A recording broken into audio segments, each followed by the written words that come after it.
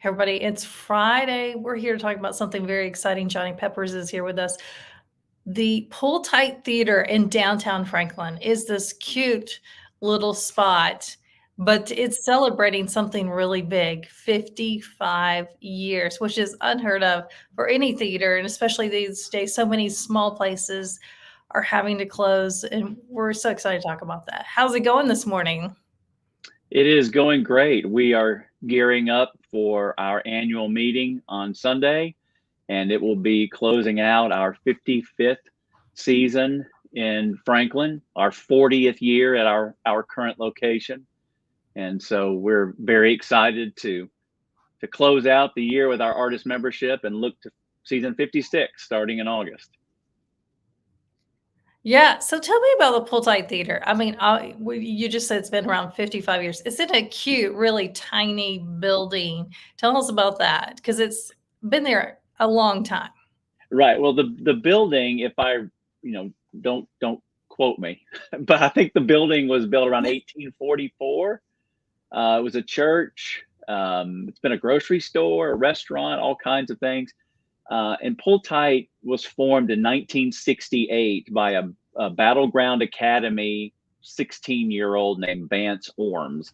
Vance and his parents and some community leaders got together and started Pull Tight in 1968. Pull Tight was at all kinds of different venues up until 1985 around the city of Franklin.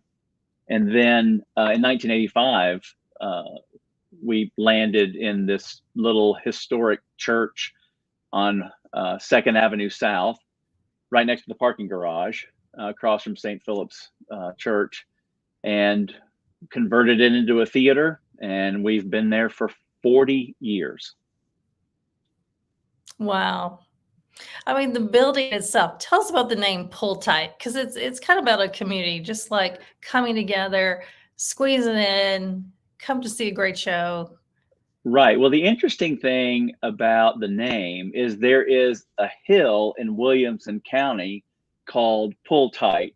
And the hill was so steep that when they would farm this land, the, everyone had to pull tight to get everything up this hill. And so there's some Williamson County history that goes along with that name. And it also kind of encompasses the what's required for a nonprofit community theater, right? We're all volunteers, no one gets paid. And so we all have to come together, board members, artists, artist members, door workers, people on stage, lighting technicians, sound design, set builds, even, is everything from buying concessions to sell to signing up people to usher for performances to selling tickets. I mean, Mhm. we have 102 voting members this year, which is just a huge amount of people, and 367 different volunteers volunteered this year for Pull Tight on and off stage. And it's just, youth. We have a vibrant youth program. It just takes a lot of people to come together and make what we do for the community happen.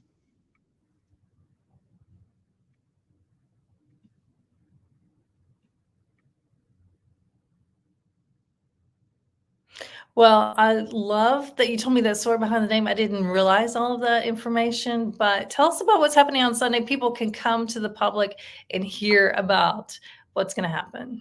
Right. So every year we have an artist membership meeting where all of our volunteers are invited to hear about kind of like the State of the Union or the State of the City that Mayor Moore does for Franklin. It's kind of like the state of the theater, right? What's happened this season? How, what kind of volunteerism did we have? What have our committees been doing? What do our finances look like? We vote for new board members because we're run by a voting board. We're not an appointed board, so the members vote for the people who are going to lead the organization.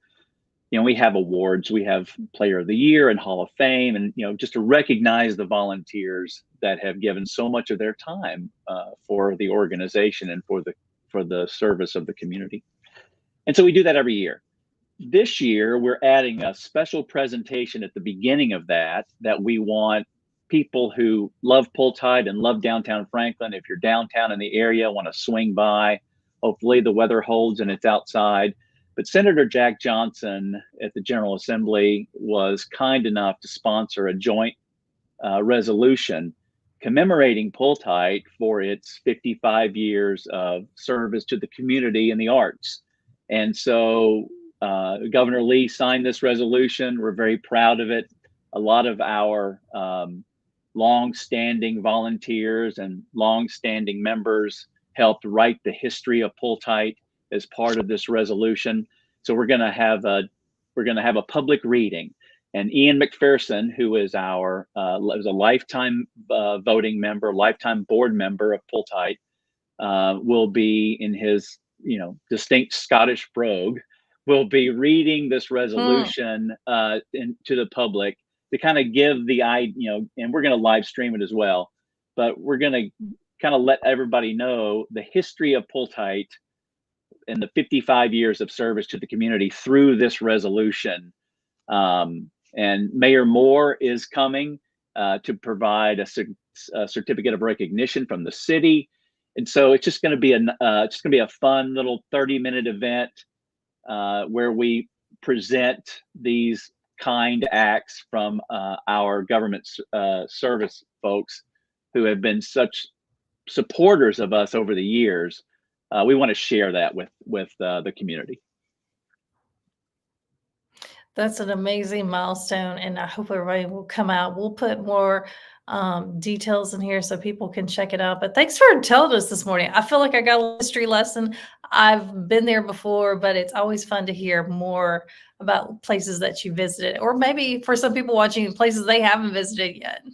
Well, you know what's so great about Franklin is that every spot has history, right? I mean, even the things you don't think have history, like this little theater that was, I think it was the first African-American church in Williamson County, or maybe, it's just the history behind our city is just, it's so amazing. And there's so many great things to learn about. And one thing I really enjoy about Franklin is the preservation of it, right? We don't knock buildings down. We continue to use them in a way that's a good steward of our history.